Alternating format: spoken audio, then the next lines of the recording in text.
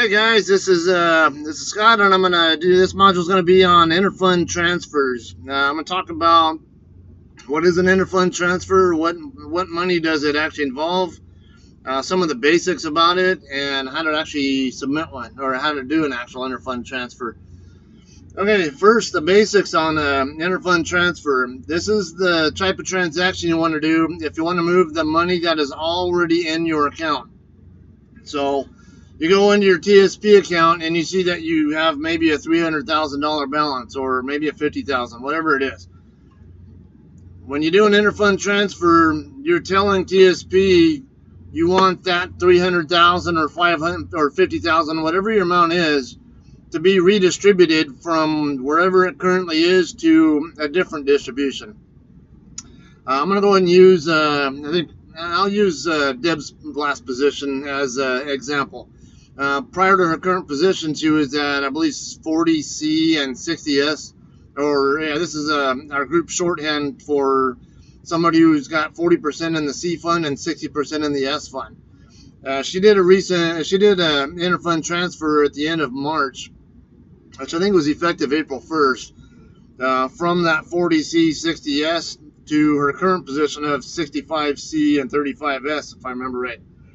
Now, what this means is that she had 60% of her existing balance in the S fund at the time, prior to the IFT, and then after she did the IFT, now 65% of her current balance is actually in the C fund instead of the S fund. So this is one of the ways, one of the ideas behind doing an interfund transfer. I'll make it an more even number though to work with. Let's just say you have a $100,000 balance.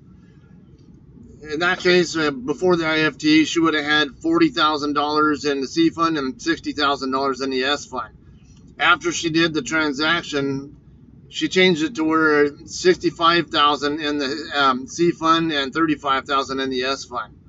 So basically ended up moving some of her S fund money over to the C fund is ultimately what ended up happening there. There are a number, you can move from any one fund to any other one fund or multiple funds, or from multiple funds into any single fund. Doesn't matter. It's just, you get 10 different fund options to work with, 5 main funds and 5 life cycle funds. And you can set it as you deem best. I'm going to talk about that, where you should consider having your money invested in a different module though. As far as it's concerned, I just want to cover what is an interfund transfer and how to actually do it, though, and some of the basic rules with it. Okay, so let's go ahead and go to the TSP page, and I'll show you how to actually go through this process. And I'm going to go over some of the ground rules with them as well. Okay, as you see here, I got the TSP homepage. Just when you get here, log into your account. Like you normally would, right here at the top. I use my user ID, but if you don't know your user ID, you can use account number. And I'm only saying this for the fact that some of you guys probably have never logged into your accounts and might be limited on your capabilities or what you can put in here. But just get logged in and then hit the login button or enter, whatever. And you'll get to this page. This is your account balance page. Now, in my case, I only have a civilian account. Even though I was in the military, I never did contribute on the military side. I only contributed on the civilian side. So I only have a civilian balance. Also, a little caveat here. I only have a traditional TSP balance. I do not have a Roth TSP. So I don't know how this actually looks to someone who has both Roth TSP and traditional TSP. I don't know if it all shows up as one big balance here or if it actually shows 2 separate balances or what. You guys might have to help me out with that if you have such an account. But regardless, this is a basic setup here. You're going to see your account balance. It'll tell you how many shares of each of these funds you own, what the current share prices are as of the most recent close, what your current balance is for each of these. Basically what it does is multiplies your share count by your share price, and that tells you how much money worth of that particular fund you have. And then in this column here, distribution of account. This is the percent of your current money that is already in the account that is in that particular fund. So in my case, you're going to see in a minute here that I'm 100% in the S fund. So you're going to see zeros everywhere except for on the S, and it'll say 100% there. If Deb were to show you hers, it would show you something in the ballpark of 65C and 35S. It's not going to be exactly that amount because share price changes are actually going to change the actual distribution from day to day. But she is in that basic target area. And then on the last column here, we got contribution allocation. This is the new money that comes out of your paychecks that goes to TSP. It's totally different. I'm going to cover that in a completely different module though. So just understand the difference here between distribution of account and contribution allocation. This is the money that's already in your account, and this is where the money that isn't yet in your account but will be soon is going to go. That's a simple way to explain that. Okay, yeah, and you got these navigation panels over here too that can help you.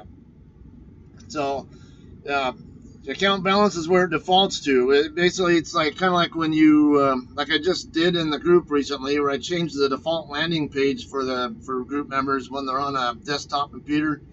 It automatically goes to the learning tab now instead of the discussions tab. The same thing goes on here. By default, TSP page when you log in, by default as you go to the account balance page. But if to do the interfund transfer, you're going to want to hit the come down here to online transactions and just hit where it says interfund transfers. Let me come back real quick because I think, something else I needed to discuss here on your account balance. Okay, and when IFTs are actually effective. Okay. Actually, let me go to that next one first because that covers part of it. Okay, reading up here at the top after you go to the Interfund transfers page. As of 4/10/2019, your total TSP account balance is being invested as below. So I actually put this together, this slideshow together on April 11th, the day after the 10th, and it was during the time when the markets were still open. It is now April 12th because I'm basically editing this or reworking it, but need you to understand that whatever your balance is here, it doesn't update your actual balance until the following day. So basically the share markets are open from Eastern time. I have to try to remember because I'm from the West Coast. Eastern time would be 0930 to 1600 if I'm not mistaken.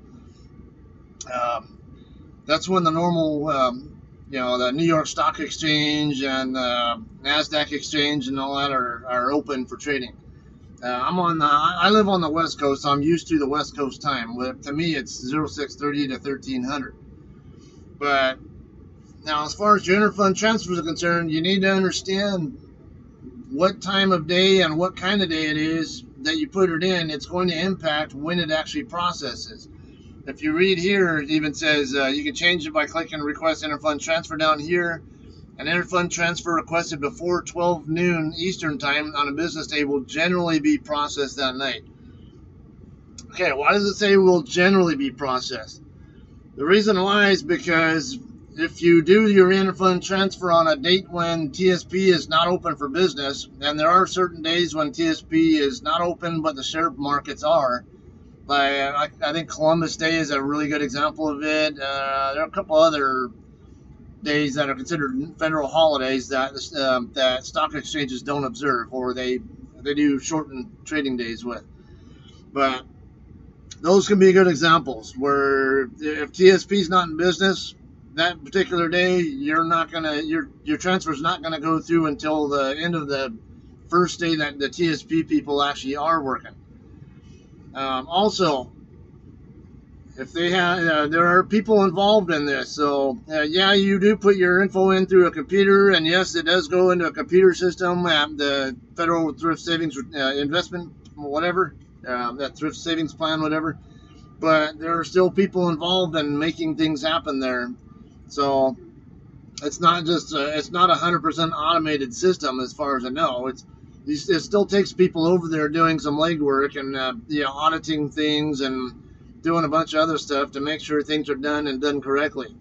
So what happens is you have so many people there and you have so many transactions. They can have their design. They're basically set up to handle a certain amount of workload on a given day. But if you get a whole bunch of people putting interfund transfers through on the same day, then it's going to go in, and they're likely going to go in order of who got their transactions in first. So if you put your order in 5 minutes before the noon deadline, and they only have so many people working to handle that, your transaction might not go through until the following business day. But on a normal day when they can handle the workload, or maybe there's just not so much activity going on, or they're more heavily manned or whatever, there's a much better chance if you put your transaction in anytime by noon, at or before noon, your transaction should go through that same night. TSP does actually change the share prices the same night. They only give you one price per day, but those prices get updated on their share price page, which I did not do a screenshot of here, which I probably should have, but they will actually show on that share price page around 1900 to 1930 every night on a normal business night.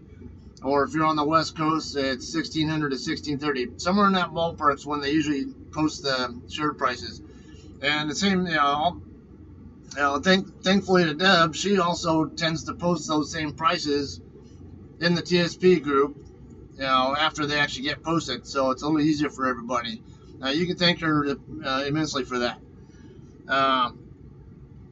However, like I said, it's not 100% guarantee that if you put your transaction in before noon on a normal business day, there's not 100% guarantee that it's going to go through that same night. 99.5% of the time, I would say yes, it will work that same night, or process that same night. But there actually have been a select few occasions where I've even done one really late in the deadline period, whatever, and actually had it not work until the following day. All right, well, that's enough on that. Also want to talk about, I'll kind of cover that at the end here. All right, going back to how to do an actual interfund transfer, though. Right here at the bottom where it says request interfund transfer, just click that, and it'll get to this page, interfund transfers, civilian. Make sure you read all this. You can learn extra details that will prevent you from having to ask questions. Enter percentage of your current balance that you want invested in each fund. Enter the percentages in whole numbers only. Do not use decimals. So don't think you're going to put 64.25% in one fund and 35.75% in another fund. It doesn't work that way. It has to be in a whole number. All right, next one. The total of the percentages must equal 100. Don't worry too much about that. This number here where it says 0, it's going to automatically totalize it for you as you type in the information here. So if I put 100 in right here where the S fund is, or maybe I want to move from S to C, I might go 100 from 100S to 100C. I might put 100 here, and it'll automatically show me after I input it 100% right here. If it's anything less than or greater than 100, then there's something here that you need to change before you plan on hitting that continue button. So otherwise, you will get an error message. So, all right, next, let's see. So I'm just, put the amount in here. Also, right here, it even shows this interfund transfer request will be applied to the entire balance that is already in your account. This is not new payroll deductions. This is money that already is sitting in your account. It will not affect your future contributions. So if you want your payroll contributions to go to the same place that you're putting your existing money in, you need to also do a contribution allocations transaction over here. Again, I'm not going to cover that right now. This is just about interfund transfers. To change the funds in which, I already talked about that. Now, if you have both traditional and Roth amounts in your TSP account, you cannot request a separate interfund transfer for each balance. Your interfund transfer request will be applied to your entire TSP account. So obviously that means you can't set up your traditional TSP account, so maybe you're 100% CNS fund, and then put your Roth account where it's 100% G fund. They both have to be distributed the exact same way, and so one interfund transfer is going to impact both of those accounts at the same time. Also want to talk about limitations on IFTs. There's a myth that everyone always believes that you can only do 2 interfund transfers per month. No, that is not correct. You can do an interfund transfer every day of the month if you want to, or you'll get one that'll process every day of the month, of the calendar month. However, there are 2 basic stipulations here. First one, and this is why it triggers this myth or misinformation that gets spewed. First one is only the first 2 transactions you do in any given month can be used to go in any direction you want to. It doesn't matter if you're going from stock fund, maybe toward the G fund or toward an F fund or toward the C fund or whatever. If you come in here and submit a transaction, an IFT, it doesn't matter which fund is involved and which fund funds it's going to or from. It counts as an IFT. As soon as you actually it gets processed, it counts. Doesn't matter if you're going to a G fund. This is another myth that people have, is they hear is that they think that if you move to G fund that it doesn't actually count as a IFT. No, that is not correct. If you do an IFT on your first move of the month into G fund, guess what? You just burnt your first IFT of the month on a move to G fund. Now you only have one more IFT in the month that you can use to go in any direction you please. Okay, so after that, after you've done 2 IFTs in a month, there's only one option you have, or basically you can only move toward the G fund. How much you move toward the G fund, it doesn't matter. It's do you want to move 5% at a time toward the G fund all the way up till the end of the month, or do you want to move 10%? Do you want to move 25% increments? Do you want to move 50%, or do you want to move it all? Doesn't matter. You can do it in any of those increments if you want to. It's just the only stipulation is you cannot increase the amount in any other fund except the G fund after you've already done 2 IFTs in a given month. After you've already done 2, if you're wanting to move back to stocks, you're stuck. You have to wait till the following month begins before you can do a new interfund transfer. All right, so I need you guys to understand that, and want to try to eliminate some of the questions that get asked or a lot of the misinformation that gets spread.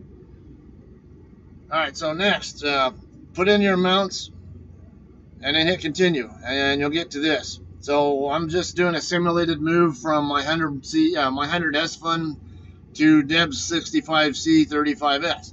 This is what I'd put in here. And you see, it shows right here 100%, so I'm good. So once all that's done, I'm going to hit continue. Once I hit continue, it's going to come to this page. It's actually basically asking me to confirm that what I have input is correct. I need to review this, make sure this information is what I really put in there and what I really wanted to put. Also, there's a section right here about email confirmations. You should have a default email address in there with them, and that's the default. That's the address that'll go into here. But you can actually have the confirmation sent elsewhere. A good example of this actually was when I was still working for the military, for the government, when I was dual status. My default email is my personal email account, but maybe I was at work in the evening and I wanted to have the email confirmation sent to my my Air Force address. Then I would just put in here, select this radio button, and then change put the email that I want in there twice. And when I hit the submit button down here, it would, after it processes, it'll actually send me the confirmation that it's been processed to my government email instead. So those are options. Yeah, also, if you don't want to use email and you want it snail mailed to you, you can also use this radio option here. But that's about it for this module here. This is just pure basics on interfund transfers. I will cover suggestions on where you should consider having your money invested and another module here. Just trying to keep these reasonably short and, compartmentalized with what exactly they're talking about, though. All right, that's all I have. Please ask any questions or post whatever if you have any comments, questions, need any more info on this. All right, thanks.